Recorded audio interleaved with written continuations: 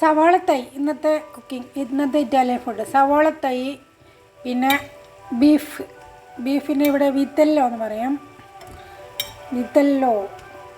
അത് ഒന്ന് ഫ്രൈ ആവുമ്പോൾ, അത് വേവിച്ചതാണ്, അതൊന്നും കൂടി ഇതിൽ കിടന്ന് വേവുമ്പോൾ ഒന്നും കൂടി കിടന്ന് വേവട്ടെ. ഇത് വേവുമ്പോൾ ഞാൻ എന്ത് ചെയ്യും, ക്യാപ്സിക്കം ഇട്ട് കൊടുക്കും.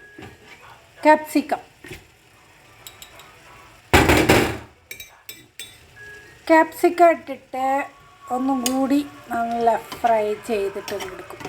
പിന്നെ ഒലിവ് ഓയിൽ ഒഴിക്കും. ഒലിവ് ഓയിൽ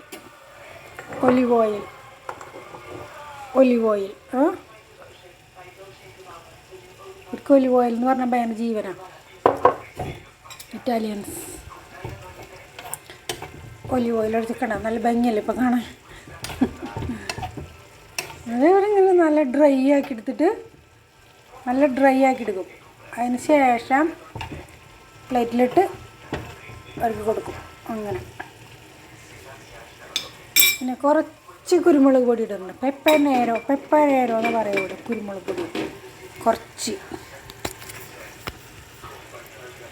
കുറച്ചിട്ടാ ഇട്ടു. അങ്ങനെ നമ്മുടെ ബീഫ് കറി, അതായത് വിത്തല്ലോ കറി ഇവിടെ റെഡി ആയിട്ടുണ്ട്. Okay, thank you for watching.